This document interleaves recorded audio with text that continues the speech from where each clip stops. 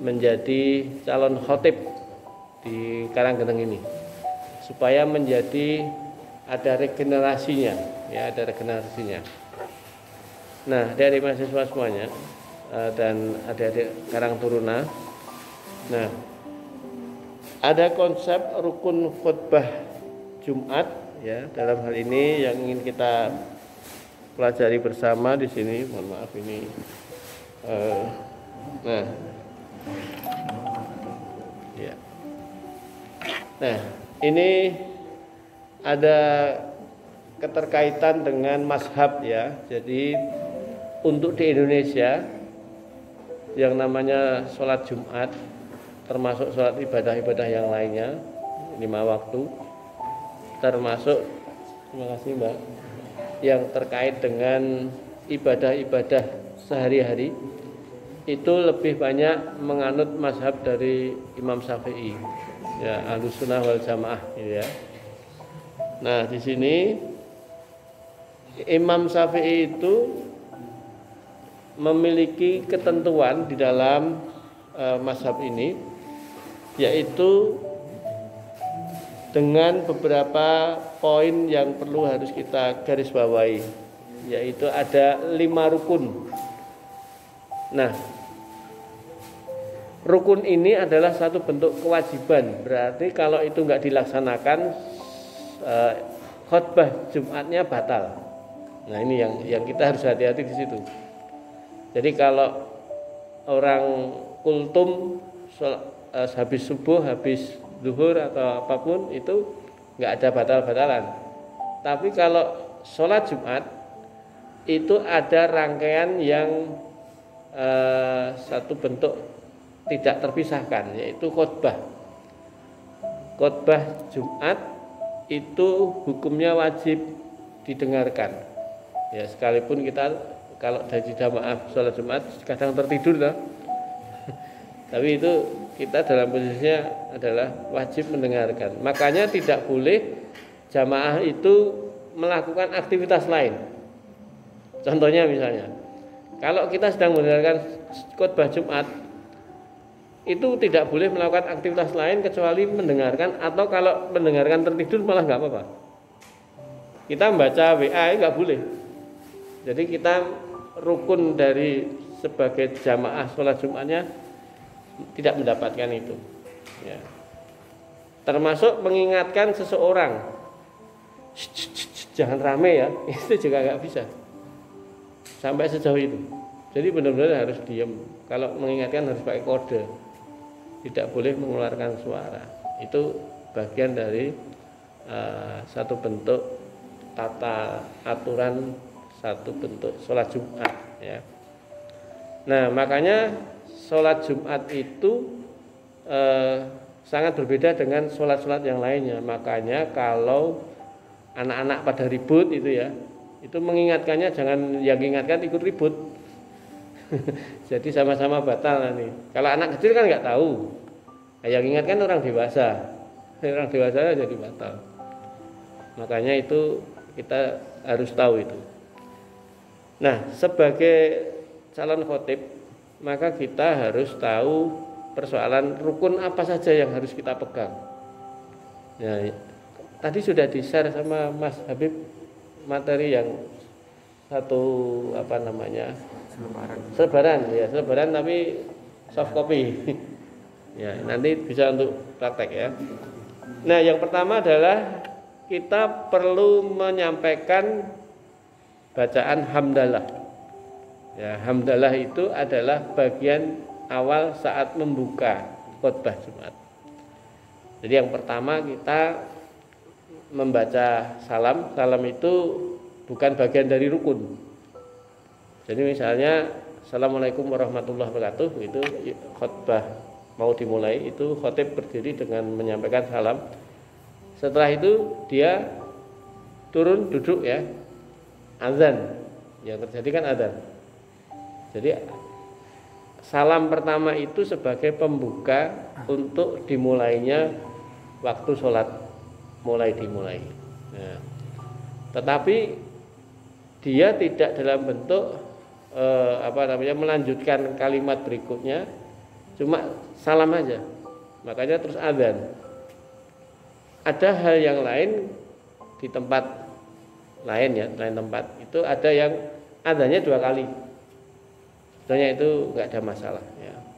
Adzan awal dan adzan akhir itu biasanya gitu. Nah, kalau Imam Syafi'i yang menekankan ini hanya kita pegang dari rukun-rukunnya saja ya, rukunnya yang tidak boleh terlewat. Maka baca hamdalah. Bisa juga alhamdulillahirabbil alamin wassalatu wassalam. Tadi seperti apa yang saya sampaikan dalam pembukaan itu. Bisa seperti itu atau innal hamdalillah itu sebagai pembuka bebas. Kita bisa menggunakan itu, yang penting ada kalimat hamdalah. Kenapa hamdalah ini disampaikan ucapan itu? Karena diawali dengan mengembalikan segala puji itu hanya milik Allah. Jadi wujud rasa syukur itulah dengan mengutamakan semua puji-pujian dan seterusnya itu milik Allah. Kita nggak pantas dipuji. Maka hamdalah itu disampaikan terlebih dahulu. Nah, yang berikutnya adalah sholawat Nabi. Jadi sholawat terhadap Nabi Muhammad SAW. Nah, makanya pada saat kita kalau khutbah ternyata kita sebagai khotibnya tidak membaca sholawat Nabi, itu tidak sah ya. Jadi dia batal, jamaahnya ikut batal. Karena ini bahaya. Ikut batal yang menanggung siapa? Khotibnya. Itu. Karena jamaahnya nggak tahu. Itu. Makanya perlu tadi ada pelatihan ini, salah satunya adalah agar kita bisa tahu pakemnya. Nah, di sini kan kecamatan Pakem ya. Pakem itu aturan-aturannya itu. Kemudian membaca petikan ayat Quran yang akan kita sampaikan di dalam isi khutbah Jumat tadi. Petikannya. Misalnya kalau kita mau mengajak jamaah dalam bentuk rasa syukur, maka kita bisa menyampaikan petikan itu, la in syakartum la azidanakum wa la in kafartum inna adzabil syadid. Ya. Itu salah satu petikan ayat yang ada dalam Quran. Kemudian berwasiat. Nah, wasiat itu maksudnya nasihat. Wasiat apa yang harus wajib disampaikan, tidak boleh ketinggalan, yaitu untuk taat. Makanya di situ wasiat takwa. Takwa itu dalam bentuknya adalah mengajak untuk taat terhadap apa yang diperintahkan Allah dan taat terhadap apa yang dilarang Allah. Jadi kata kuncinya cuma itu untuk menjadi takwa. Maka ada kalimat ittaqullah haqqa tuqatih. Nah, itu kalimat itu adalah kalimat yang harus dibaca. Nah, kalau nggak membaca itu gimana? Batal lagi, berarti tidak sah. Jadi sama ketika sholat itu ketika takbir pertama Allahu Akbar, kita tidak takbiratul ihram, itu sholat kita nggak sah, batal sholat kita, nggak jelas tidak diterima, karena rukun sholat adalah pertama takbir. Kemudian baca Al-Fatihah, kita nggak baca Al-Fatihah berarti tidak sah, karena itu rukun. Tapi kalau nggak baca iftitah, Allahumma ba'id baini wa baina, itu nggak dibaca nggak apa-apa, itu sunnah. Ya, itu salah satu. Kalau rukun nggak dijalankan berarti sesuatunya menjadi tidak sesuai dengan kaidah. Begitu. Kemudian yang berikutnya, yang kelima itu berkaitan dengan doa. Nah, doa itu yang harus wajib ada, tidak boleh ketinggalan adalah doa untuk umat muslim seluruhnya. Jadi tidak laki, tidak perempuan, semuanya. Makanya nanti saya sampaikan apa-apa yang harus disampaikan di situ. Nah, kita bahas nomor 1 dulu. Rukun khutbah yang pertama baca hamdalah ini, alhamdulillah. Nah, tadi saya sampaikan ada innal hamdalillah, itu salah satu yang harus dibaca. Ini dasarnya adalah di hadis Nabi yang diriwayatkan oleh Imam Abu Daud ya. Semua perkataan yang tidak dimulai dengan hamdalah, nah, maka perkataan itu dalam bentuknya adalah tidak dalam bentuk sah untuk itu. Maka kalau di dalam khutbah Jumat wajib menyampaikan kalimat hamdalah di awal. Makanya bagian dari hamdalah ini merupakan kunci seseorang untuk menjadi semua hanya karena Allah. Maksudnya bagaimana ini hamdalah? Segala puji hanya milik Allah. Alhamdulillahirabbil alamin. Segala puji bagi Allah seluruh sekalian alam. Maksudnya kalau kita katakan dalam bentuk akidah, maka yang namanya hamdalah ini kita melepaskan ego. Jadi ego kita lepaskan, keakuan itu dilepaskan. Coba adik-adik itu sering enggak merasa ingin disanjung? Ada enggak? Disanjung, diperhatikan, di alam gitu ya. Kalau kita melakukan sesuatu diapresiasi, kan sukanya begitu tuh. Betul enggak? Nah, itu keakuan kita ingin eksistensinya diakui. Jadi kalau misalnya kita ingin melakukan sesuatu enggak digitukan, aku enggak jadi melakukan itu dengan baik. Nah, itu berarti ego kita tonjolkan. Nah, kalau orang itu dalam bentuk sudah dalam keadaan keegoannya tinggi, maka itu akan menghilangkan eksistensi Allah, menghilangkan keberadaan Allah di dalam diri kita. Nah, jadi misalnya gini, adik-adik kuliah bisa selesai atau sekolah bisa lulus dengan nilai baik. Lalu ada orang mengatakan gini, selamat ya, Mas, kamu hebat bisa lulus dengan baik, nilainya A semua hingga kumlot gitu ya. Lalu Anda batin, diri Anda batin, aku ini berarti rasa senang disanjung tadi. Betul nggak? Sering nggak kayak gitu tuh? Sapa dulu kan itu. Ini ego. Kalau ini begitu menihilkan Allah itu yang menyebabkan kita bisa bisa menjadi kumlot, itu Allah bukan kita. Ya. Kok bisa begitu? Nah, ini syariatnya begini. Kita ini bisa mengingat, sekarang saya ada di Masjid As-Salam. Saya ingat masjidnya namanya As-Salam. Ingatan saya menyebut As-Salam itu karena Allah memberikan kemampuan pada saya. Tapi kalau saya dicabut kenikmatan untuk memori saya, amnesia saja, sudah nggak bisa tahu saya. Ini siapa saya nggak kenal jadinya. Istri saya siapa juga nggak kenal. Orang yang selalu ketemu aja lupa semua itu. Betul nggak? Ada yang pernah kayak gitu nggak? Allah cabut nikmatnya itu sudah lepas. Saya pernah punya anak yang besok ini Februari ini dia mau sidang TA tugas akhir ya. Di tahun 2019 itu anak saya itu amnesia ya, karena kena tumor otak ya.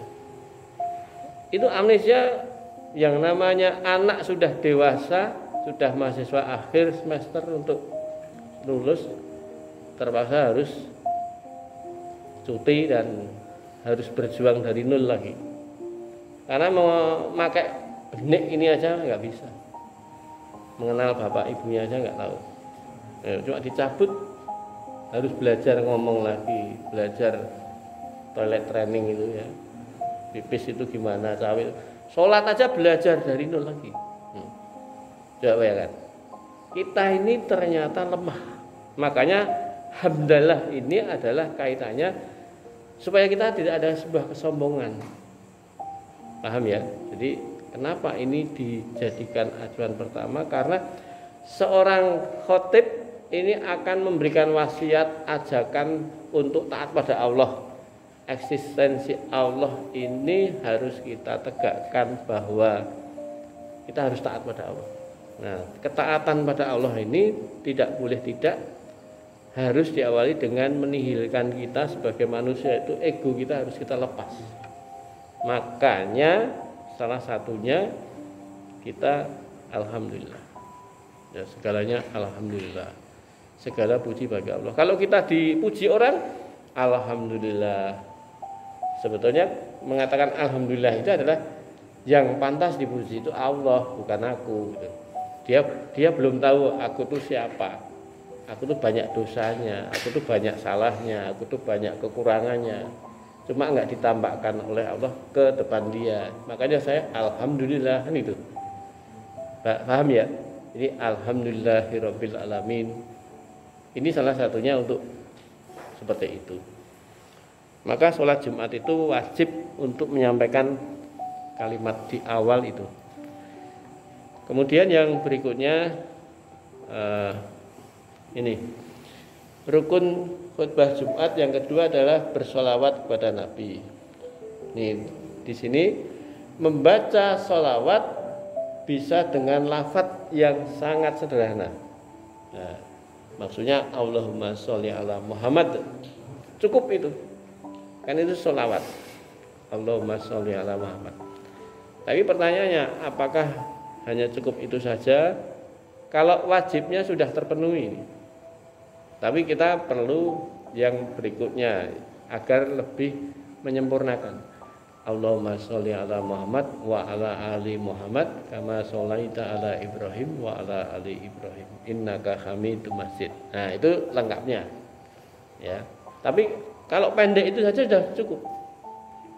Ya, ini adalah doa. Jadi sholawat itu doa, mendoakan. Dalam bentuknya apa?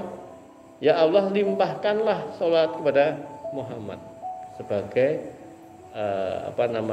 nabi kita yang nanti akan juga memberikan syafaat kepada kita di yaumul akhir gitu. Maka sholawat ini tidak hanya manusia, Allah pun bersolawat. Di Quran banyak sekali disampaikan itu. Allah pun bersolawat, menyebut kalimat Muhammad. Nah, tidak diharuskan menyampaikan salam, ya, dan juga tidak harus dengan sholawat kepada keluarga. Tidak harus. Tadi yang saya lengkap tadi tidak harus ya. Tapi kita ingin yang lebih sempurna. Makanya kalau sama seperti kalau kita ini sholat itu kan ada rukun, ada wajib. Rukun ada sunat. Apakah kita cukup rukun-rukunnya saja? Padahal ada sunahnya. Tahu yang dimaksud sunah? Apa, Dik? Sunah itu apa? Ya? Nah, itu. Kalau dilakukan dapat pahala. Ya. Itu yang kita harus pegang. Jangan sunnah itu dikerjakan dapat pahala, tidak dilakukan enggak apa-apa. Jangan gitu. Ketentuannya itu dilakukan mendapatkan pahala. Maka itulah sunnah. Makanya kalau kita enggak ngopeni sunnah, padahal ada tuntunannya, ya berarti kita enggak ingin punya nilai lebih, gitu ya. Gitu. Nah, yang berikutnya rukun khutbah dalam bentuknya adalah membaca petikan ayat. Tadi saya nyebutkan kalau kita bicara tentang syukur. Kalau kita bicara tentang tenang misalnya, bisa juga ya ayat Tuhan nafsul mutmainnah irji ila rabbiki radiyatan mardiyah. Nah, salah satunya gitu. Kita mau membahas tentang Allah itu tidak ada yang lainnya, ahad. Nah, kita baca qul huwallahu ahad, Allahu samad.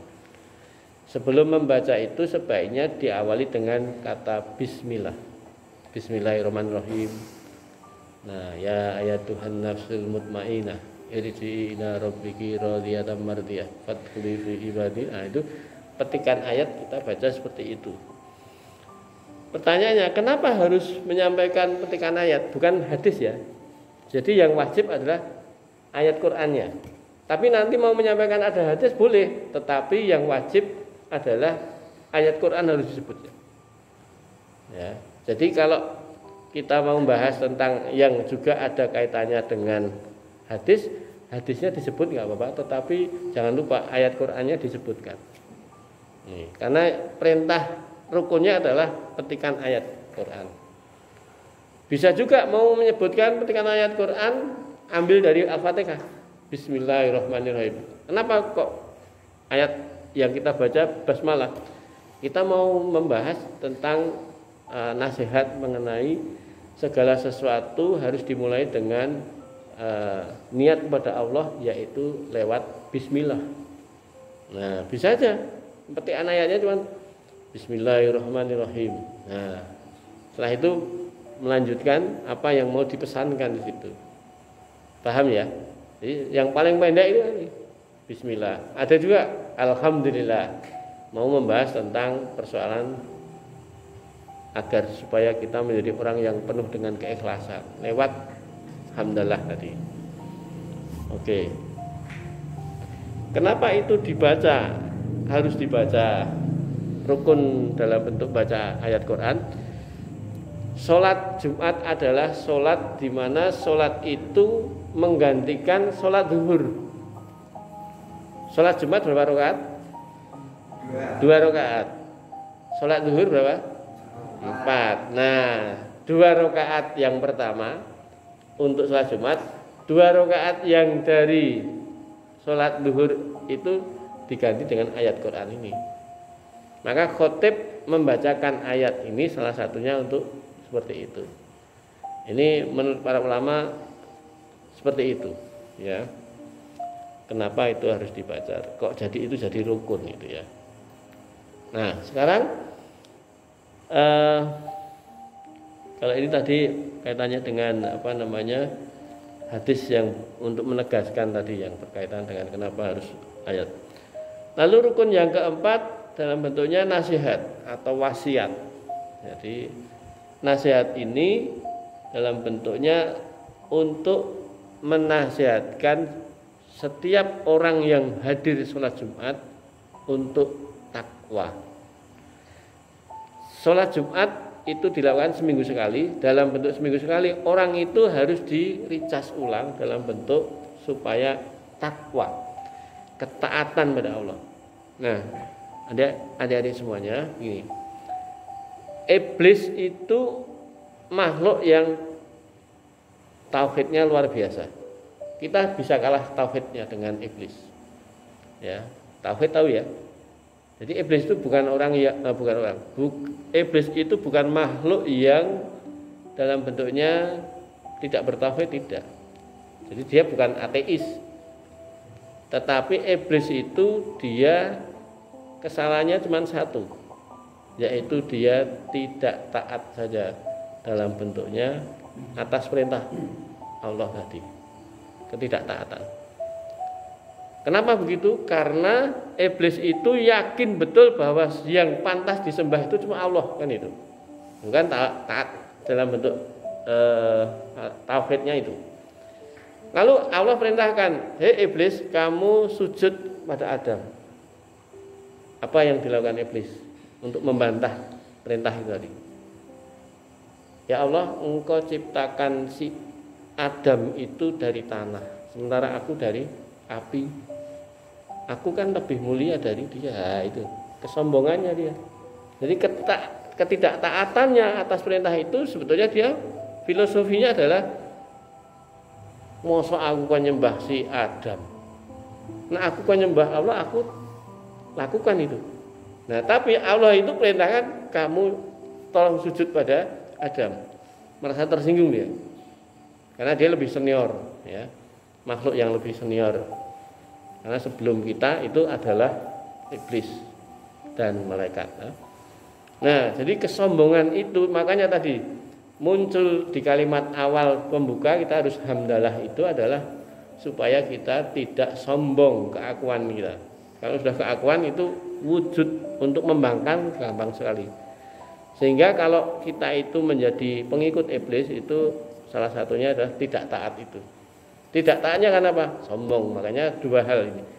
Sombong atas dirinya, merasa lebih baik, itu jadi menjadikan kita mengikuti jalurnya iblis. Itu salah satu kenapa kita mewasiatkan untuk mengajak takwa. Taat itu nggak mudah ya. Kenapa taat itu nggak mudah? Karena kita seringnya memiliki keegoan tadi. Egonya terlalu besar. Nah, yang terakhir, rukun khutbah yang kelima, membaca doa dan permohonan ampun, khususnya adalah memohon pada umat muslim ini. Maka Allahumma firlil muslimina wal muslimat, itu awal doa harus mendoakan itu dulu. Baru nanti mendoakan yang lain boleh. Ya. Terus mau mendoakan apa misalnya? Mendoakan Rabbana atina fid dunya hasanah wa fil akhirati hasanah. Boleh juga. Tapi itu tidak dalam bentuknya salah satu rukun sunnah tadi. Rabbana hablana min azwajina wa dzurriyyatina qurrata a'yun waj'alna lil muttaqina imama. Boleh juga. Tapi itu setelah baca ini. Jadi bacaan untuk minta ampun pada Allah, ya Allah ampunilah orang-orang muslim dan muslimah sak dunia ini.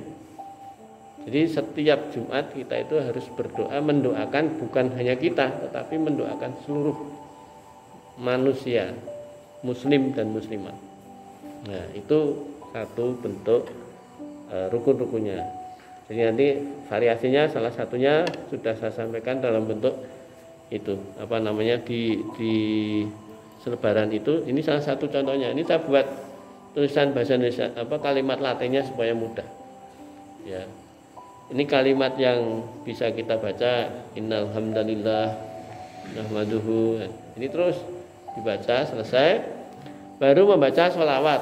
Allahumma sholli ala Muhammad. Ada juga sholawat Nabi ini ada kata sayyidina. Nah, boleh nggak tahu? Boleh, wong itu sayyidina itu apa artinya?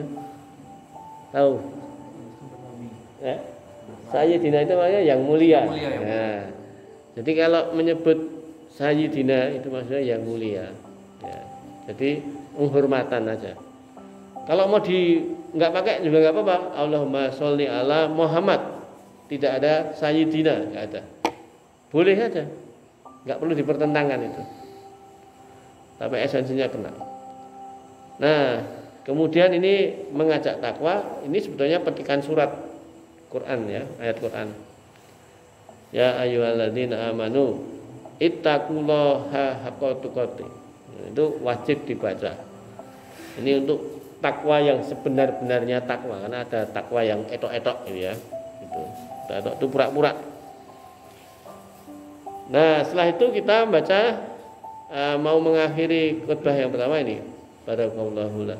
Ini dibaca sampai akhir, kemudian duduk sejenak. Nah, ingat ini di dalam khotib untuk khutbah pertama dan kedua ada waktu antara ya, jeda ya. Itu untuk apa? Itu untuk berdoa kita. Ingat kalau di Indonesia itu adanya waktu mustajab. Tapi kalau di Arab Saudi itu ada waktu mustajab, ada tempat mustajab untuk berdoa. Paham ya? Nah, kita itu enggak ada tempat mustajab untuk berdoa.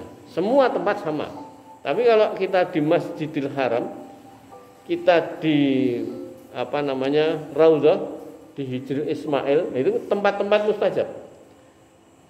Kemudian dimensi waktu, nah itu tadi ada waktu tahajud, itu waktu mustajab. Dan waktu mustajab yang sangat singkat adalah di antara duduknya khotib pada saat antara khutbah satu dan kedua. Maka doalah di situ Allah akan kabulkan waktu mustajab. Maka kalau saya pada saat posisi duduk begitu, saya mesti akan mendoakan sesuatu yang spesial. Salah satunya kalau saya tadi anak yang paling spesial di anak saya itu anak saya yang kena tumor itu. Dan alhamdulillah diberikan Allah banyak kemudahan dan alhamdulillah bisa sembuh dengan baik. Ya, itu salah satunya. Karena itu Anda punya hajat apa, doa di situ. Termasuk si khotib. Makanya kalau pas Jumatan, ini pesan saya pada semuanya ya. Ketika sholat Jumat, jamaah kita sebagai jamaah, dengarkan baik-baik dan jangan sampai tertidur pada saat itu. Kenapa sebabnya? Rugi. Sholat Jumat pas 12 sudah khutbah kedua baru bangun gitu. Walaupun nggak batal loh, kita posisinya begini tuh, duduk ngantuk-ngantuknya ini nggak batal. Tapi kalau letaknya begini batal nanti. Harus wudu lagi gitu ya. Gitu. Nah, itu pentingnya kita tahu pahami itu. Nah, setelah dari khutbah kedua ini, maka yang berikutnya adalah ya jalan. Nah, ini doa yang tadi saya sampaikan untuk mendoakan kaum muslimin. Dan diakhiri wala dzikrullahu akbar wa aqimis shalah. Dah, cukup, enggak perlu kakek salam. Kalau kita ceramah itu menggunakan awal salam, akhiri salam kan? Wassalamualaikum warahmatullahi wabarakatuh. Kalau ini enggak, langsung aja diakhiri dengan kalimat wala dzikrullahu akbar wa aqimis shalah. Sudah sholat, langsung berdiri untuk sholat. Begitu ya. Terus yang kedua juga saya sampaikan, seorang khotib juga seorang imam. Nah, sunahnya itu. Tetapi jika tidak juga nggak apa-apa, tidak wajib. Jadi khotibnya sendiri, imamnya sendiri. Jadi itu bukan satu kewajiban. Kalau ada yang bisa mengimami dengan lebih baik, pakai imamnya orang tertentu, silakan saja. Jadi ini bukan ketentuan ya, bukan ketentuan rukun ya, tapi mubah. Begitu, saya kira untuk pemaparan ini saya cukupkan. Kalau mungkin nanti ada pertanyaan silahkan. Sebelumnya saya tutup dulu dengan membaca hamdalah. Alhamdulillahirabbil alamin. Assalamualaikum warahmatullahi wabarakatuh.